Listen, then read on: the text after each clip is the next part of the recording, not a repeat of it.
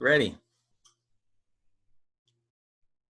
Hello, association friends out there. This is Tom Morrison coming to you from Nashville, Tennessee. Dave, where are you coming from?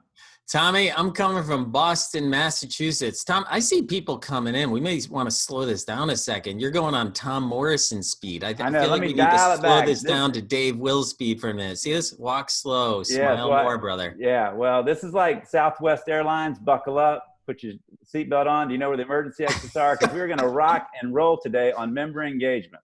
Member engagement. These numbers keep ticking up. Let's give this a second. I don't want anybody to miss a second of this. It's like pouring water in a bucket. It just keeps getting bigger and bigger and bigger.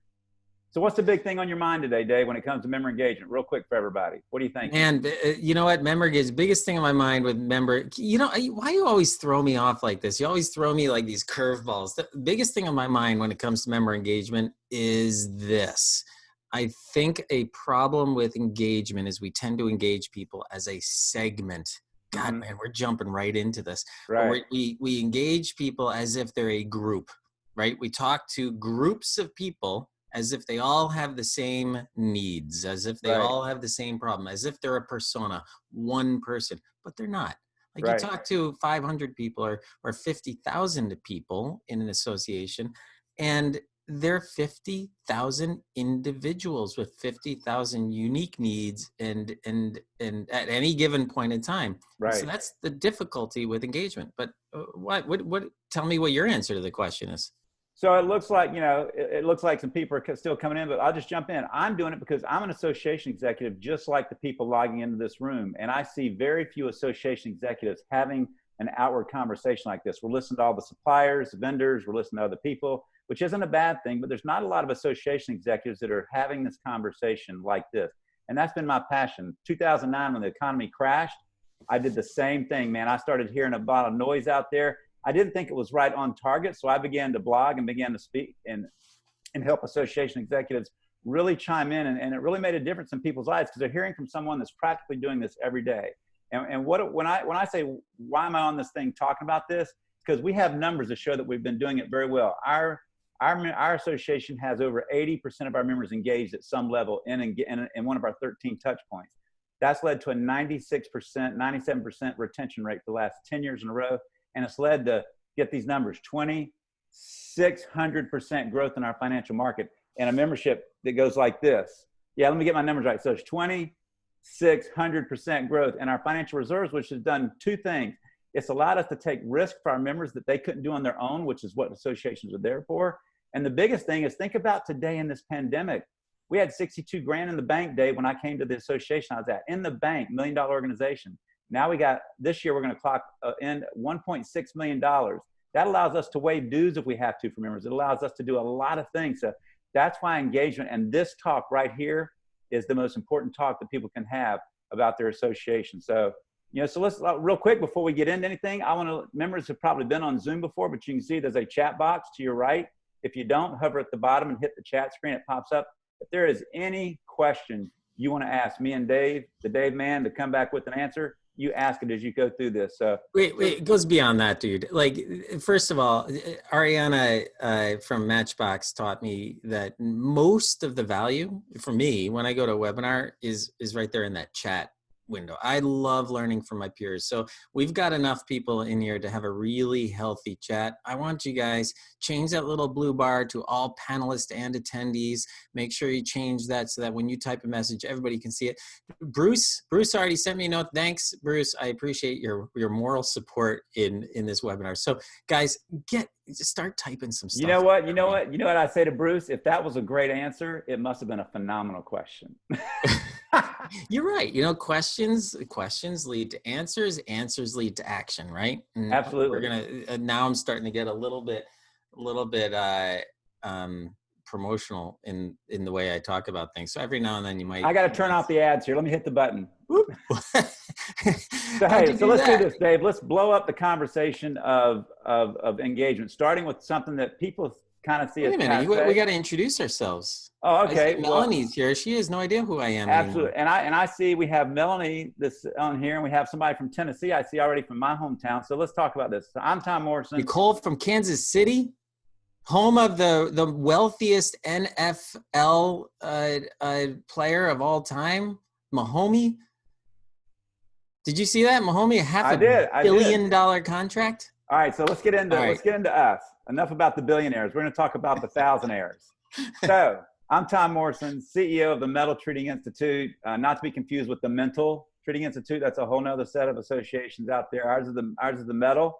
I've also got a management company called Tom Morrison Associates, where I get to do stuff like this and have fun teaching and just inspiring associations to do great things. So I've written 2 personal development books, one called Get This, How to Get People to Scream Your Name and Beg for More, and a second called The Dash, Making Sure Your Obituary Won't Suck, about living in the moment like today with us. So Dave, you, man, why are you here? Who are you? Hi, I'm Dave Will. I'm an entrepreneur in this space, otherwise known as a vendor, and I'm totally cool with that. Like, I think what I love about this is Tom and I have been friends for a long time, if you can't tell by this dynamic. But Tom is an association exec. I am an association professional. I consider myself professional in space. I've been working with associations for 15 years as an entrepreneur. One of the cool things about being a vendor, and I love it when I talk to association executives that are curious and want to learn from people, regardless of whether a vendor or an executive or whatever, is I can't speak for other vendors, but I interact with hundreds of associations on a continuous, regular basis. Just today already, I've talked to 4 groups of associations about some of their issues around engagement. That happens every day. So that's who I am. I'm Dave Will. I'm an entrepreneur in the association space. My first company was Peach New Media. Community Brands currently owns Peach New Media, which is a learning management system. And now I'm working on PropFuel. PropFuel is a intelligent engagement, voice of the member platform for engaging your members better. Hence my interest in this topic. Well, I love that dynamic, Dave, because I love listening. Whenever I watch webcasts, I love listening to somebody who feels the pain, who's in it every day, and then someone who's actually talking to hundreds of me, because it offers a great perspective. So I like the dynamic. Now, I like you more Can than you a imagine vendor. hundreds of you? Uh, I have a hard I time with think a imagining lot of 2 of people you. could not imagine that. My wife would not want to imagine that. Neither would my kids. So hey, and how can you tell that I'm passionate about this topic? Not that I'm excited, but Is today's it the rate of speed, the rate of your talk, or is my it the day. volume? Today is my anniversary, and I'm here talking to these people because I love them. And I love my wife way more, but she understands it's COVID. We're all at home hanging out, and I wanted to take an hour and touch base with a crowd out here and say, you know what, this is something we care about. That's very, very important. So now let's jump Happy into it. anniversary, Tom. So the first thing you want to talk about, Dave, that we talked about a great deal is there's been this passe thing called relevance. And a lot of people, oh my God, we're going to talk about relevance again. But we're not going to talk about relevance. Relevance is directly related, in my opinion, to your value in the association. And the reason value is changing and relevance is changing so fast is because change is happening faster than ever in our lifetime. And 3 things are driving that change. And it's imperative that every association on here write these 3 things down and make this a really big part of what you're dissecting, researching, and communicating into your members to drive some value. Because every one of your members, whether you're an individual society or a trade association or fraternity, anything, your members wake up every day with challenges. And it's in those challenges where you find the pain points. So there's 3 things driving it. Emerging technologies is changing everything fast. Then you have shifting demographics, where you have the baby boomers going out with their needs. You have the Gen X, which is kind of a smaller one. And then you have millennials who are 33% higher than the baby boomers. They're going to shift everything. And they're right now between the ages of 8 and 33. So think that 8 to 33, 100 million people moving this way. What is in their way is going to change significantly over the next 10 to 15 years. And are you ready for that? They're going to actually be the highest volume of new members the next 10 years, because everybody thinks young people weren't joiners. When I was in my 20s, I didn't join anything either. Why? I had no money. Millennials, they're struggling for money because, one, they came out in 2009 and the big economy that went down, and now they've got COVID dealing with it. So it's a challenge. But as soon as the market comes back, millennials, if you got value, you're going to join, because they're going to need that camaraderie and that help. So value. And the third thing is consumer buying habits. It's very important that any of your members listening in the supply chain, that you're looking at consumer buying habit shifts. Pickup and delivery is changing everything. How consumers see things are going to shift supply chains tremendously. That's very important if you're in the trade association. So Dave, so when you hear that relevance thing, that value thing, I mean, what's going through your mind as you talk to hundreds of associations? What's your thoughts on relevance? Well, I'm going to come back to that in a second. A couple of things. Number one, Kelly from Vermont, Dave from Boston. Good to see you here. Go clam chowder and maple syrup. And I also see, it's interesting, I see some comments in here, and I'm reading these comments. I'm not typing them because I want to focus on the conversation. But I see all these comments coming in about Maple syrup. Zoom fatigue and the ability to engage members. Debbie is saying how people are so worried about their personal issues and health that it's hard to engage members. I would it's hard to debate text to in person, but I would argue that the fundamental philosophy of engagement doesn't change, whether it's through a pandemic or through the good times. And it starts with understanding that every single person in your association is an individual. Every single person is an individual, and every single person has a slightly different journey through their experience with your association. Imagine this. Imagine you put 100 people at the entrance to a forest. I kind of like this visualization for some reason. And you said, look, on the other side of the forest, we're going to have a picnic by the pond. Meet us there. But Dave, what if you can't see the trees for the forest? That's a conversation for another day. That's all another engagement conversation. Yeah, that's a different conversation. So you're at the beginning of the forest and there's a picnic you want to get to at the pond on the other side. Some people are going to walk into the forest, they're going to hit a tree and they're going to be like, well, do I go left or right? Some people will go left, some people will go right. You get to another tree, same thing. Some people go left, some people go right. Then somebody might see a butterfly and chase that butterfly a few trees over to the right. Some people might see a pretty flower over to the left. Point is, everybody is going to have different things that intrigue them, different needs at that particular moment that are important to them, each individual. In fact, I have this book over here. It's you guys remember the Choose Your Own Adventure books? Do you remember these things? No, this one happens to be Journey Under the Sea. I just bought the whole set of these for $175 on Amazon.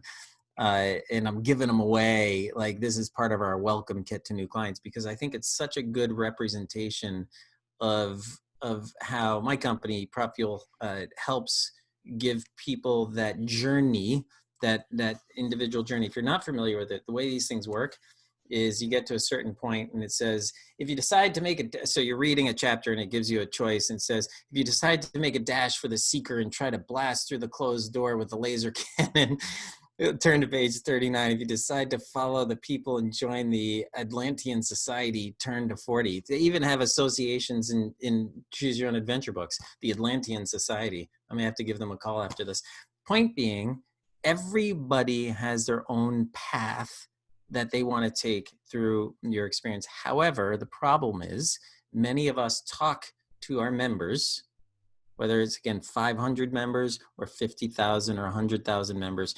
We talk to our members in segments. We talk to them in groups as if each group is this own unique individual. It's not true. Every single person has their own unique needs. So our job, and this is, to me, this is the major talk of today, is our job is to identify how do we connect with individuals at scale, individuals, find out their needs and respond to them. And so that's kind of that's our specialty. And that's what I'm doing here to help talk a little bit about that. So the one thing I want people to hear about engagement too is I've been a big believer since the day I became an executive in 1995 that membership engagement solves everything. That's why when people start looking at strategy, they start looking at financials. Membership engagement solves everything. If you've got engaged members, it solves financial problems. If you've got engaged members, it solves volunteerism. If you've got members engaged at a high level, it solves program involvement. It literally solves, it solves volunteerism. It solves everything, which is why I make it our number one thing. And so here's what I want everybody to understand in today's world. Members support your mission, but they buy your value. The mission is now this charitable thing that you do for the good of the industry, but what they wake up and write their checks to at that moment of truth when they actually sign the check and retain is they buy your value. And the question you always have to do is ask, what is our value? Now, one of the things I had I think our board in 2006, we did a strategic planning session that we did one critical exercise that I encourage everybody in here. This is where you get to the crux of where your value is. We took advocacy. Many associations take advocacy and going to meetings are the two drivers of their value proposition. But guess what? In our association, probably half our members don't like the legislative process. They think government's, a lot of people are on the bad side of government right now in these days, and it's always kind of been that way. So what if your members aren't into advocacy, don't want to write their legislators, so it's not a value thing for them? And what if they're people that don't come to meetings? So what we did, we said, you know what? We're going to take meetings off the table and say members never come to meetings. It's not a part of our value, and advocacy is not a part of our value. What is your value at that moment? For many associations, it's zero. It's very low. And so we did that exercise, and we all of a sudden began to, it forced us to internally look at the problems and the high pain points that members were having. We started analyzing those, and we figured out that sales forecasting, financial benchmarking, training, professional development, all these different things that were tuned into their business and their market become very important. And now when you look at our value proposition, we have 13 touch points. The members that never come to a meeting and may never write a letter to the legislator has just as high a value proposition as those that do. And that's why I think we have 83% of our members engaged and 97% retention rate. So I'd encourage all of y'all to actually take a look at that process with your leadership after, you know, listening to Dave, and how do we go about surveying or getting feedback from our members, and ask that to themselves. And here's one big piece of value proposition that has come back to associations. Information has come back. In the 80s, we all had information was the high value point, but then the Google, Yahoo, Bing, they all took information from us. But now with the advent of fake news and misinformation, associations are now back in the channel of interpretation of information. So you got to be seen. So you got to ask yourself, what information are we engaging our members in? How are they engaging it? Where does it come from? And how do we become the authority of the interpretation of that? So I'd encourage you to really take a look at that. And in this moment with COVID, back in 2009, when no one could pay for dues because the economy went like this, Dave, do you remember 2009? Me too.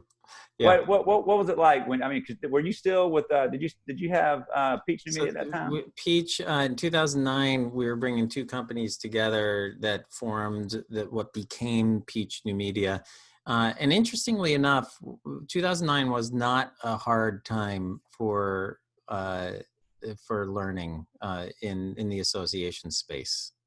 Right. But you tell me 2009 was nowhere near, for me personally and for my business, 2009 was nowhere near as impactful as 2020. Well, here's what I learned from that, which transcends into today. So the market goes south. All of a sudden, people can't make dues payments. They're not joining. And associations, I began to hear a lot of conversation. Associations aren't relevant anymore. They don't provide any value. People aren't joining. They're moving. And that was not true. What happened was people could not afford financially to pay the dues or to join. And associations got misconstrued with the noise to figure out, because their value was phenomenal the month before we went downhill in 2009. And then a quarter after that, everybody thought, oh my gosh, our association offers no value. I had member after member say, Tom, I owe you $1,000. I got 200 in the bank. I'm going to leave, but I'm going to come back on things because you guys do a great job. So I want associations walking away from this to really dissect and understand that in this moment, many of your members still think you're really good and you have great value, but they just can't afford the dues potentially. Dues are going to be down right now just because of that fact. So don't lose sight that you probably still have great value, and don't get turned by that. Well, wait, hold on. I got to comment on that, Tom, because I think when you talk about I can't afford it right now, what you're doing is you cannot talk about how much it costs and can I afford it without talking about the other side of the seesaw, which is value. Right. Right. So if somebody came to you and said, Tom, look, you're going to die right now unless you cough up $1,000. Like, you're more likely to find $1,000 really quickly because there's a lot of value in that $1,000, right? So yeah, there's a lot of value in living. Terrible example. Forgive me. I can't see the forest for the trees, and I'm going to die in your examples. I don't see what's going on here. But my point being, sure, they may not be able to afford it and they really like your association, but it's also an opportunity in times like this to emphasize and clearly communicate and perhaps even reevaluate your value proposition, your messaging. I do agree. And finding a better, faster path to identifying the relevance with each individual member, the needs in each individual member. So I would argue that what's more valuable than waiting until we get to better economic times to increase your value is what Catherine here just posted is relevance and matching needs and what you offer is more important than just saying, okay, well, I'm glad we're valuable to you. Come back when you can afford it. Forget that. Make this invaluable, like your life is to you. Thank you. I absolutely agree. But what I wanted people to hear though is I saw people that had great value before looking to shift everything because they got construed that they didn't have value because people couldn't pay their dues, and that's not true. Now thinking big picture, if you have great value and in good times you're building up good reserves, guess what? We had 62 grand in the bank in 2005. We never could have waived an entire quarter's of dues for the entire membership. Our board in the second quarter of this year had the opportunity to say, you know what? For those members that had to call up and tell us, Dave, that I can't afford to pay the dues, guess what we had the ability to do because we extended great value for 13 years. We had the ability to say, you know what? We're going to waive your dues for the next quarter and help you bridge that gap. And that really struck a nerve. So I think yours wasn't an argument. I think it was an expansion of the concept. It's just, it's not being fooled by bad time to think that your value all of a sudden went downhill. We don't argue, man. We're lovers. So now let's get into, I want to, really before we leave this topic, I want to talk about actual versus perceived value, because engagement always leads back to one thing, value. People engage in what they value. Just like people make time for people they value, people and care about, members pay money and engage in what they value. So I was at an ASA conference one time, and I had this person, we were in this free-for-all discussion where the moderators were telling us to scream from the audience what we want to talk about today. And they were talking about things. And this guy gets the mic and says, I want to talk about how you sell perceived value. And man, being an engagement guy, that just struck a nerve with me in a negative way. I had to get the mic and say, can you elaborate? And I said, yeah, so much of what we sell is really selling perception that we actually make a difference in people's lives. And so what I went on to kind of share with the crowd is that's because you haven't dug in deep enough to your members' personas to understand where their pain points are. So you really know what you need to be doing for them and transcend that into actual value. So we did that in our association. We looked at every member benefit and we really put a P or an A beside it to say, is that perceived value or actual value? And I'll give you a simple example. Rental car discounts. I mean, I know a lot of associations have rental car discount programs. Now, you can go to rentalcar.com or any internet site and probably get something just as good. So for me, that's kind of a perceived value that you put up. That doesn't make a difference in the member's life one day or not if they get a 10% discount at Avis rental car. Programs are nice. They might drive a little revenue, but that's not I say there's deal makers and deal breakers, and that's not a deal maker for a member. So you got to be asking yourself, what are they going to wake up and need to do that day that we could plug in that same meeting? Dean West, a lot of people know Dean West. He said, you know what? Many of your members are spending $2,500, $4 to $5 grand with consultants getting help in areas that you could be doing as an association. And I took that to heart. And that's what I think associations need to do is to drill down their benefits and say, is this really actual benefit to the member, or is it a perceived thing that we're trying to tell a good narrative and a story? So I think that's helping drive it. Help me understand this a little bit more. So I belong to an organization that I feel very connected to. Mm-hmm. I'm active, I'm engaged, I'm a volunteer. It's called Entrepreneurs Organization, based in Old Alexandria. They have 14,000 members worldwide. I'm one of them. I think the greatest value I get out of this organization is a connection to other entrepreneurs around the world. Is that perceived? Or is that actual value? Like, help me understand this a little bit more, the difference between perceived and actual. If you build a tight enough relationship and you value the internal thoughts of the others that you're connecting with, and they're actually giving you new information that helps you be better, absolutely. But I know there's a lot of people, I have that same way with Florida Society of Association Executives, as well as ASAE. But every day I see on Collaborate, there was a big talk about value with ASAE, and I mean, one of the guys on there said, I've been a member this group for 10 years, and there hasn't been one thing said that I would say lifted me up to improve my business. And so that guy, same element as you, same plug-in organization. No actual value. No actual value, because he's not emotionally connected and invested in the group. So, but there's no question, one of the attendees just commented that their older members aren't seeing face-to-face benefits in Zoom meetings. And I think she's exactly correct, because why? Because baby boomers, I was the last year of them. So we were very relationally oriented, face to face. Millennials and some of the Gen Xers have grown up in the internet age. It's very easy for them to transition to a Zoom meeting. So we're about to transfer our annual conference, our annual trade show in October. We just transferred it from a face-to-face to a virtual meeting. Same dynamic that she mentioned. Our older members that are exhibitors saying, there's no way I'm doing a virtual trade show. Our younger members are like, I'm all about it. I'm gonna see how I can make this work for me. But I'm 100% in agreement with you, Dave. A personal connection does add the value. But the problem with the personal connection being the lead is that it's an emotional thing. So if you all of a sudden had a huge disagreement and lost the emotion and connection for EO, you might have a tendency to step back and say, okay, well then what's the tangible benefits? Not the intangible. What's the tangible? And if those are nothing, most people, maybe not you, but most people leave in a heartbeat if there's not enough tangible actual benefit. So it's a synonyms for perceived, and actual would be tangible and intangible. Is that right? Generally a good way to think about it? I think that's a good, yeah, very tangible things. I go to the meetings, I get stuff. I buy training from them. They train my managers to be great leaders that help my business profit. Those are tangible things. But I got the chance to go online and talk to a bunch of people, or I've got the networking thing. Those are kind of all intangibles that can come or go depending on the emotions of the person, how they feel about the association. In my opinion, what my experience has been. So moving from that, let's now move in, Dave. I mean, you and I talked a great deal yesterday when we were prepping for this about the 3 types of member engagement levels. Yeah. Which kind of drives the discussion of is dues valid and stuff. So in my career, I've really put our members in 3 categories, no matter what association I've been a part of. You have information only members. These are members that pay you dues, and they really, whatever you give them for free is what their value is. And that's why when people are talking about non-dues revenue programs, there are certain things like benchmarking. Our members get about 15 grand worth of benchmarking that they participate in for free. Our budget has got enough in it to pay for the administration of that stuff, and we give the data away to all participants for free.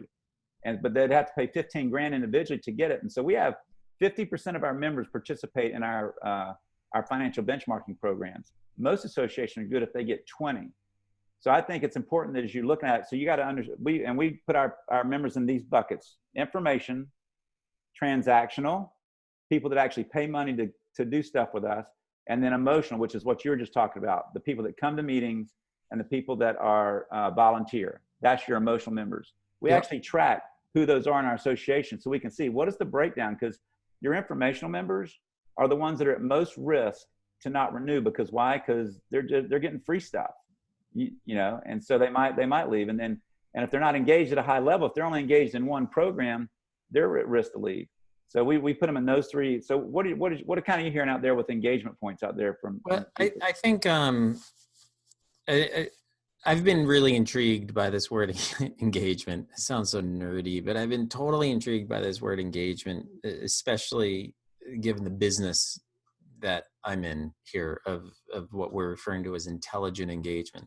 And so in order to do it well, in order to really drill down into that philosophy of engagement, we had to understand what engagement was.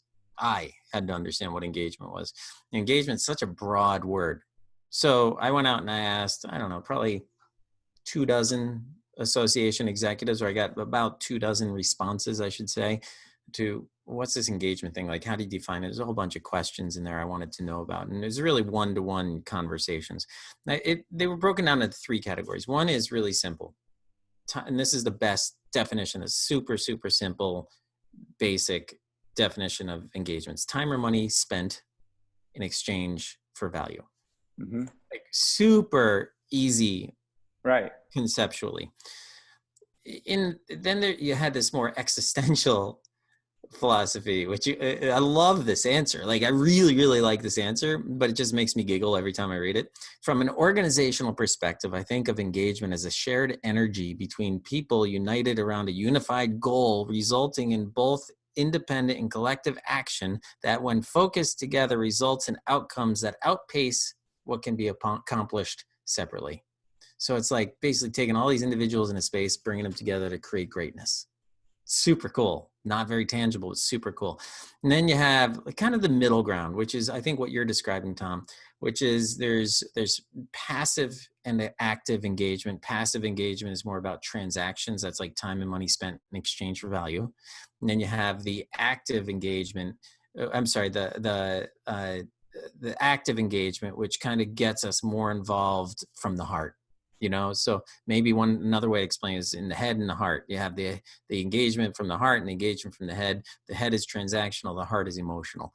And so that's probably where I lie the most. But engagement in a nutshell comes down to activities that lead to the head or to the heart. Right. That's kind of how I think about it. That's my conclusion with what engagement is. I'd be curious, actually, if you guys tell me if you agree or disagree with that, how you would define engagement and how you measure engagement in your organization. Really, really curious. Tom,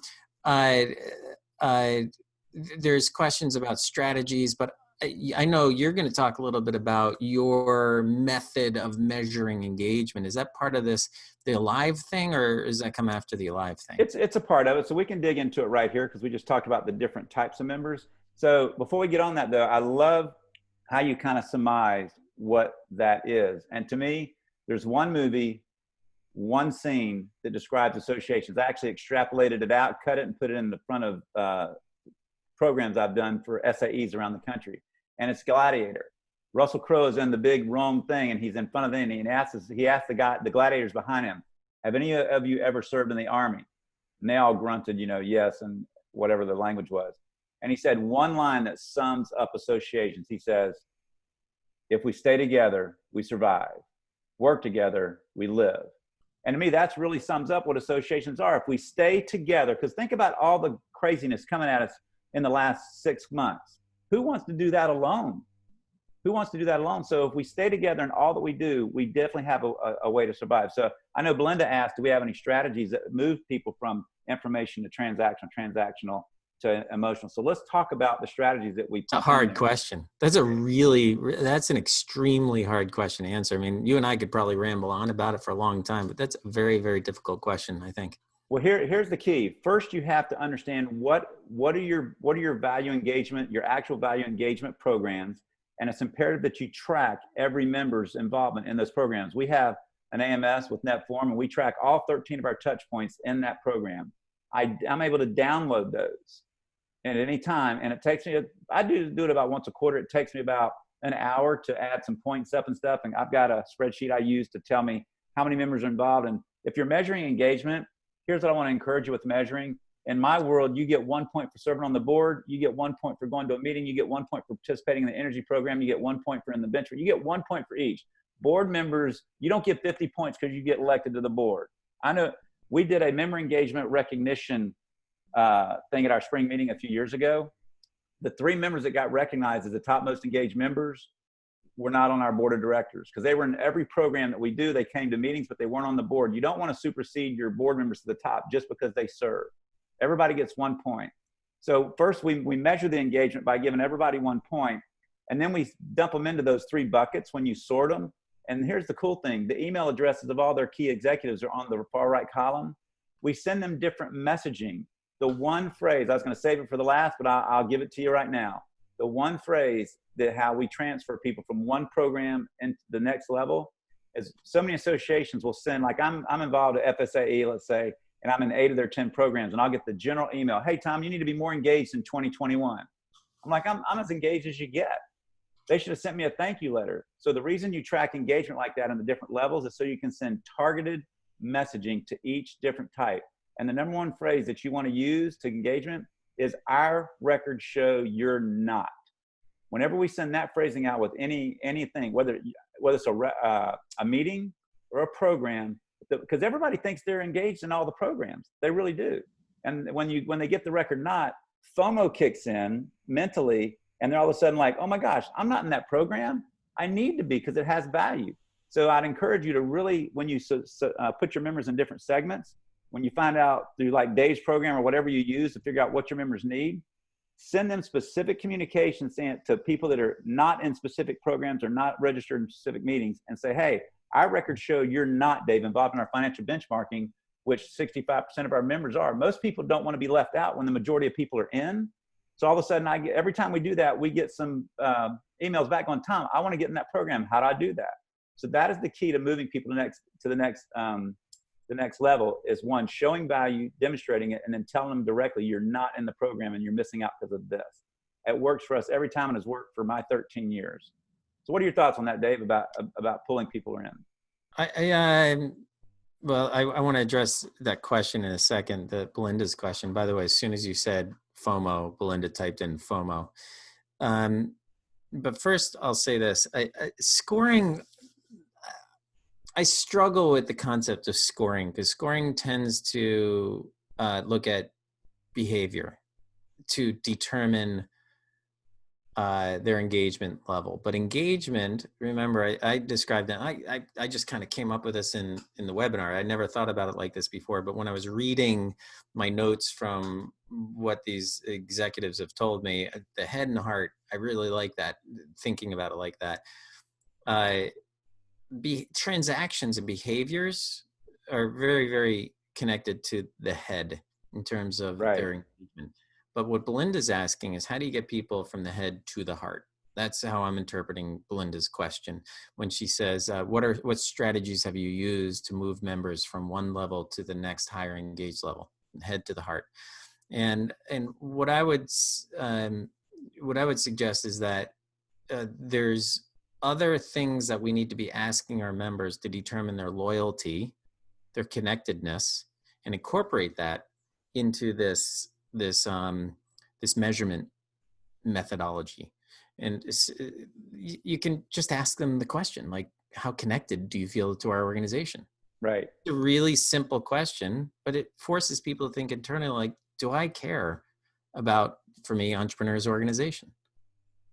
Even though I'm doing all this stuff, I may be going to their webinars, but you know what? If I didn't belong to EO, I could probably find that stuff in a book or find it on YouTube somewhere. So does that really mean I'm going to renew my membership because I went to these events?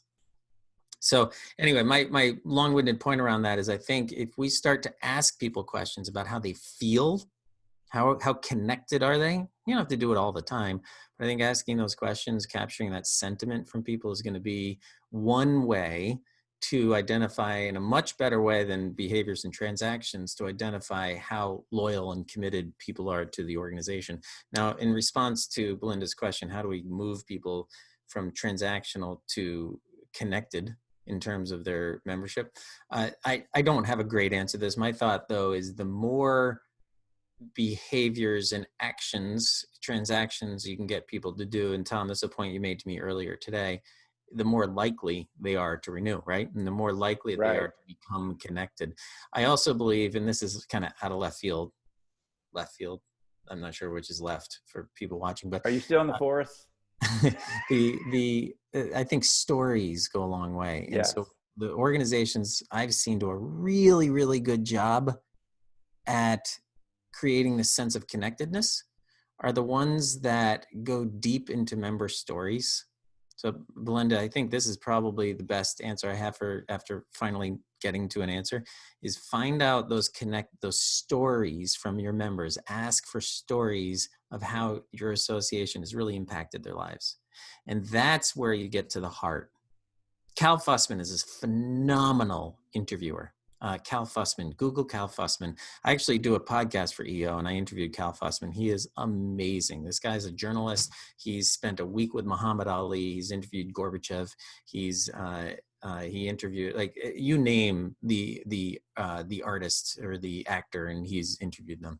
But he thought he had an hour interview with Gorbachev, and he was told the day before that he had 10 minutes. Now, 10 minutes to interview Gorbachev means a couple minutes in the introductions, and then you ask a question. The question's translated. Gorbachev answers it. The answer is translated. You got one question. Right. What question do you ask Gorbachev to really get to the heart of who he is? And Cal has a saying. He's like, start with the heart, go to the head. Start with the heart. So what does he ask? He doesn't ask about the nuclear, at the time it was all about the Cold War and the nuclear stuff.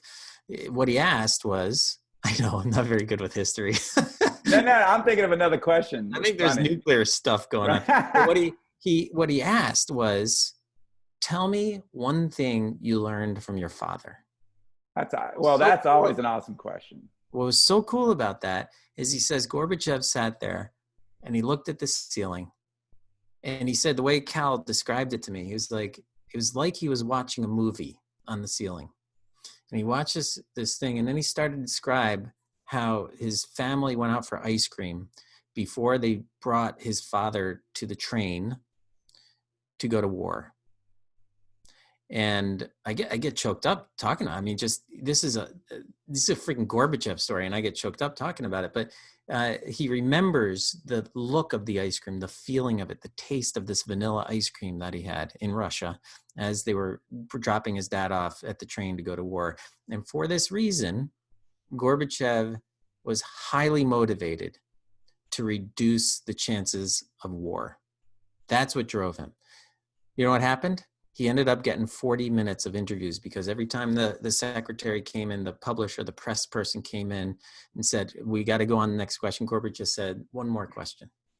And he did that 4 times because he liked Cal's Right. voice.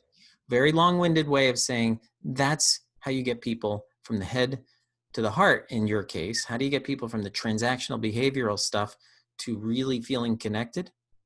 Is you find out what means something to them. Get them to tell you Right. that ice cream story. That's how.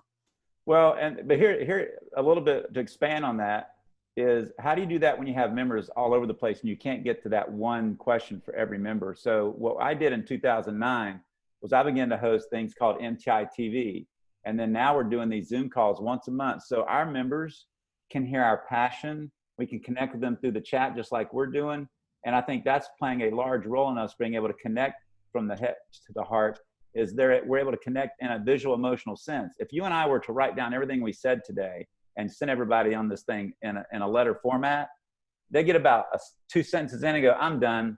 But I think when you hear 2 passionate, energetic guys who really want to help connect in, it means so much to A little anybody ADD sprinkled with a little right. ADD. Yeah. We're going back in the force, right? So I would encourage everybody on here, if you don't have a monthly show, we call ours Heat Treat Live. If you don't have a monthly 45-minute to 1-hour show where you're interviewing panelists or experts in your industry on different topics that are hot on your members' minds, I would encourage you to really think about doing so because we get great turnout and they love it because it's helping us connect in an emotional fashion with them, doing what Dave said.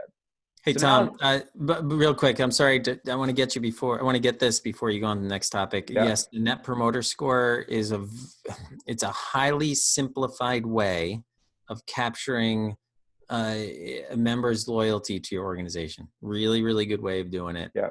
I would love to help you with that. We have a phenomenal methodology. In fact, I have a blog post I wrote on the Net Promoter Score. I'm going to post that in the chat in a second. When I think part of what Dave's helping organizations do, he's been helping ours. Really, the key to driving that value is being in real time. Because as I told you earlier, change is happening, and Dave's talked about the change as well.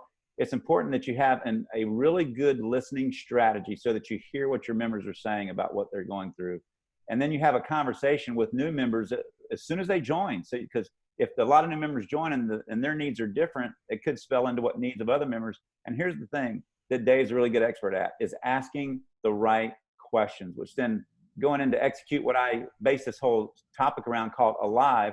Before we jump into what A.L.I.V.E. means, Dave, so talk about asking the right questions to your members.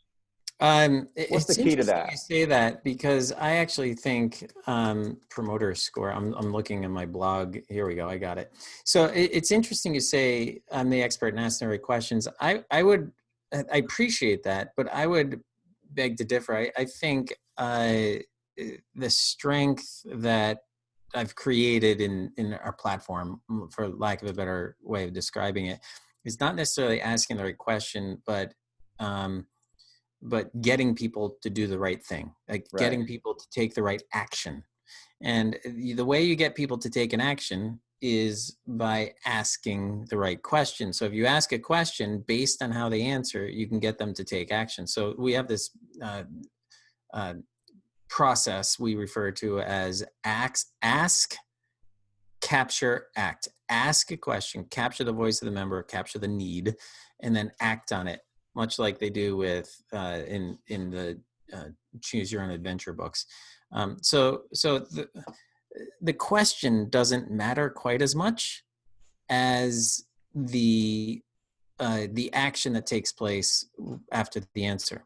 I think, and that's a huge difference between like surveys where insight is the most important thing. You said earlier, survey and feedback. Survey and feedback is fine. I think the more important thing is let's get people doing things. The way you get people doing things, you ask them a question, identify what their needs are, and then give them what they need. Surveys and feedback are about dissecting your membership, which is fine. It might be valuable at certain points, but really what you're getting is a dissection of what a member looked like when you asked them a question. And chances are it's the most 10% most engaged members anyway. I would argue surveys are far less valuable than a lot of engagement activities. So anyway, that's my little diatribe on that. Well, what kind of drove me to this A.L.I.V.E concept was as we started getting into another, just like 2009 when the economy went south and everybody went crazy and associations aren't relevant anymore, we got to change the way we do business. And COVID hit, and we started seeing some of the same things happen, and it was even a deeper level, and we're still in it. I started thinking, I saw some collaborate that says, how do you communicate your value proposition in this time of COVID? And my response was, it's not time to communicate your value, it's time to do your value. It's time to dig in and do the things that your members, what you've been telling your members that you do for them in good times.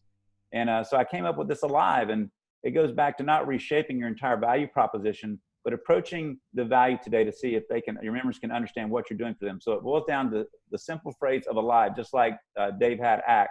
So I believe A.L.I.V.E stands for ask the right questions, listen intently for the right answers, for needs, innovate is I, value recognition where you generate value, and then engage your members. So ask, listen, and innovate, value, and engage.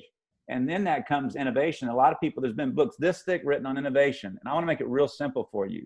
It's imperative that you get with your board, your leadership, and your staff, and you ask yourself 3 questions around innovation when you're looking at programs. What is desirable to your users? That's where someone like Dave's program platform comes in to help you understand what is desirable to them, whether it's the head or the heart. What is viable in the marketplace? What are your members willing to buy from you? This is a key thing behind non-dues revenue. These 3 questions. What is desirable to your users? And then what is viable in the marketplace? What level of pricing would they be willing to buy, or do you give it for free? On pricing, I want to share with you 1 key phrase or 2 key phrases. There's 2 types of pricing models in associations. There are associations that charge you every dime they can get out of you to get something. And there's other associations like ours. We tend to price things below what we probably could charge because we want to own the marketplace. I want 83% of our members engaged in our training at 60% of what we could charge. If at 100%, we only get 30% of them engaged in it. So I tend to, as long as we're making a decent margin, I try not to get every dollar out of our members as possible. I want more members in it than not in it. And the last thing is, what is possible with technology? If you could see our growth chart, we went from 62 grand to 1.6 million in 13 years by adding this many new employees, 0. And the reason is because we leverage technology to be able to do the things that we need to do. So I want to repeat those 3 questions again, because I think it's very important for you to have that conversation with your staff. Determine if you have actual versus perceived value. And then what is desirable by your members? What is viable in the marketplace? What are they willing to buy from you? And then what is possible with technology? So Dave, I know you're one of the most innovative guys I know. I mean, what's your thoughts behind, associations innovation? What are you hearing from the 100 or, the ones that you're out there talking to? Well, What are you saying thank you. That's nice of you to say. What am I hearing about innovation? It's interesting. Those that are thinking about innovation are also those that are that are listening the hardest. Yeah. That's something you got me thinking about. The ones that are most curious and asking questions, not just of their members, but of their of the vendors they're working with. In fact, Bruce Rosenthal runs a consultancy very, very focused on helping organizations create stronger relationships with their corporate sponsors. And he has a strong connection between member engagement and how you can include your sponsors in that conversation. But I think the ones that are most innovative are the ones that are listening to sponsors, listening to their members, and they're creating solutions that incorporate everybody into the story, as opposed to going into a closed room with their board and coming Right. up with the answer to the question. Like that's never going to get you very far. So that's my talk on innovation. Tom, if I could, Julie in here said, I think I piqued her interest when I said surveys and versus engagement activities. What kind of activities could replace or supplement a survey like members' needs assessment? The risk of sounding promotional, that's what we built PropFuel to do. Not necessarily to replace surveys. Surveys are good. It's a dissection. If you want to report, if you want to study your members, go ahead and do a survey. Go ahead and do a needs assessment. But the needs assessment is going to tell you what groups of people need. It's going to give you a way to think about your benefits from a holistic perspective. It's going to get you to think about the value your organization is bringing to the table as a whole. But if you want to connect with individuals and find out what Tom Morrison needs, or what Julie Kaufelt needs, Kaufelt, sorry, Julie. But if I want to know what you need, I'm going to ask you a question, and I'm going to respond to that. So I have two links that I put in here so far. One is a Net Promoter Score link. Feel free, if you want to understand Net Promoter Score better, click on that. I also included something that addresses your question. This is primarily for you, Julie, but anyone is welcome to download this. It's called a Voice of the Member. It's the Voice of the Member ebook. It's this little magazine type thing, but it's 60 pages that gets into this philosophy of capturing the voice of the member and how to use it effectively to connect and engage people. So help yourself to that. You're welcome to download that. You know, and Dave, going back to what you're saying, it's really about people listening. It's really about listening to your members. I mean, when we started going through COVID, I was listening very intently. What do our members need right now? And what I heard from our members is they're business owners. They do about 6 million to 70 million a year, depending on the size. And the number one things I heard was, Tom, we want to hear how many of our other members' customers are shutting down. So we can, we want to know, we'd like to know what's the impact on their monthly sales each month. How many people what percent of their staff are they furloughing, and how many are they laying off? Because what they wanted to be able to see from their sense is, man, because here's the thing about getting feedback from members.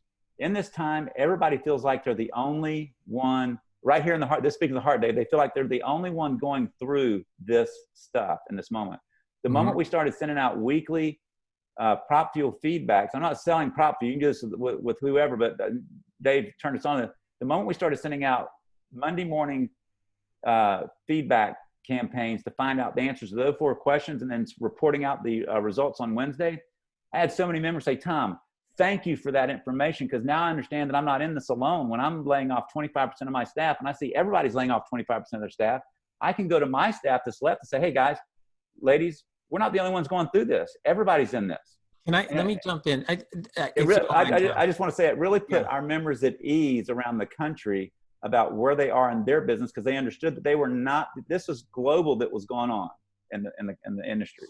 Yeah, what you did, there were a number of associations that did the Ceramic Society that did this as well, and with phenomenal results. The action, what do we want people to have? Okay, what is the engagement piece of it? We want people to see how they compare to their peers. That's the action. That's the piece of content that ultimately you want to get in their hands. How do we get that in their hands? So see what I'm doing? I'm working backwards. I'm starting with the engagement, the action. Get people to read and see how they compare to their peers. How do we get there? Well, we ask the question, how are you doing? And then based on how you doing? How you doing? How you doing? Right? So you ask how you doing, and you did it every week for what, 13 weeks? Are you still doing it? Here, well, we're still doing it for this reason. Our members want to see when PPP runs out in mid-July, what does that do to all the businesses? Because that's what they're waiting for. How long does it take for all of a sudden someone to lay off 50% of their staff? Now, our members have 85% still employed, but that number in the next 6 weeks. So we're going to ask it through the end of August. We got our campaign up because we want to see where's the tipping point. And when you can see the tipping point, you can then make different decisions that are good decisions for your company. So Tom, so yeah, I mean, it's just to wrap it in a bow, we ask a question, we capture their input, we put it into a solution which drives, and we send people immediately based on the workflows to the results from that you have up on the screen that say, this is how you compare, and this is how you compared over the past several weeks. So what that did, which I really loved, and you weren't the only one that did, there's a lot of associations that were asking questions and then showing how people compared, just to show you're not in this alone, which is an incredibly powerful. That's right here. It goes right to the heart in terms of I'm not in this by myself. There's other people experiencing the same thing. Tom, we got 5 minutes. How do you want to wrap this? So let's each take our shot and tell the couple things that we'd like people to, the takeaway that you'd think people should walk away from this 1 hour. Right. What are you saying? So I got, it's going to be the same one I started with, which is people are individuals, yet oftentimes, this is the problem, oftentimes we treat them like a persona. Personas can be valuable, and we need to start there. But we better not end there. Where we need to end is talking to individuals. Somebody said earlier that they're missing face-to-face time, but you can't talk face-to-face with 30,000 or 9,000 or 15,000 members. You've got to figure out a way to make that scalable. And so I think the key takeaway that I'd like people to remember is figure out a way that you can connect at the individual level to find out their needs and act on it, as opposed to talking to personas and guessing that these 1,000 people want this kind of thing. Again, I encourage you to click on that link to download the Voice of the Member, because that's what that's all about. It's about identifying individual needs, and then the Net Promoter Score if you're interested in that too. What about you, Tom? So what I would like people to leave with is things are changing dynamically every single day, have been for the last 5 years. It's going to get faster. And I would encourage everybody to really engage your members in discussions about demographic shifts, emerging technologies, and consumer buying habits, see how that's going to interact with your supply chains and sales. The next thing is make sure you determine your value of actual perceived, make sure you have actual value, and do that exercise I told you about where you take meetings and advocacy out of, and by the way, we're recording this and we're going to post it. I'll tell you where we're going to post it at the end, but make sure that you do that exercise where you take out advocacy and meetings and determine what is our members' value at that point, and use programs to figure that out. And then send specific messaging to your members, specific messaging using the phrase, our records show you are not, to help move them to the next level, is one of the attendees that asked. And then from there, just keep doing that. And the biggest thing is remember A.L.I.V.E. Whatever you do every single day, do A.L.I.V.E. well with your staff. Ask, listen, innovate, value-driven, and engage. You do that with everything that you do, you will do nothing but grow in your association. So that's all I have for today. And that's Dave, thank you for being a part of this. It's been Tom, great. this is so much fun talking to you. Can I tell people our little secret? Do you mind? You don't know what I'm talking about, do you? So Tom and I'm going to tell people a little secret. Tom and I, we love talking about this stuff. We talked about this over the weekend. We talk about all kinds of stuff, from personal stuff to we're friends. We've been friends for a long time. And when you're friends like this, you talk about work and you talk about play and everything in between. And so we decided we're going to do a podcast for associations. I'm excited about that. I think we're associating with associationsuccess.org. That's going to be kind of the host, but Tom and I are going to do podcasts where we're talking about this. Thanks, Teresa. She says, great idea, guys. And we're going to call it when you can't see the forest for the trees. No, we're not. So you guys are awesome. I love this chat over here, Tom. I love it. People really did it. So thank you for that, Tom. I love you, man. Thanks for doing this with me. And before everybody goes, we're going to be posting this out at my website, tommorrison.biz. You'll be able to go out there and see it right on the front page. So check it out. Share it with your staff. Do you have a big picture of your smiling face at tommorrison.biz? I hope you do. I do. And it's kind of like the Heisman Trophy, winning the Heisman. So folks, thanks for tuning in today. We will see y'all next time. Have a great day. Rock and roll.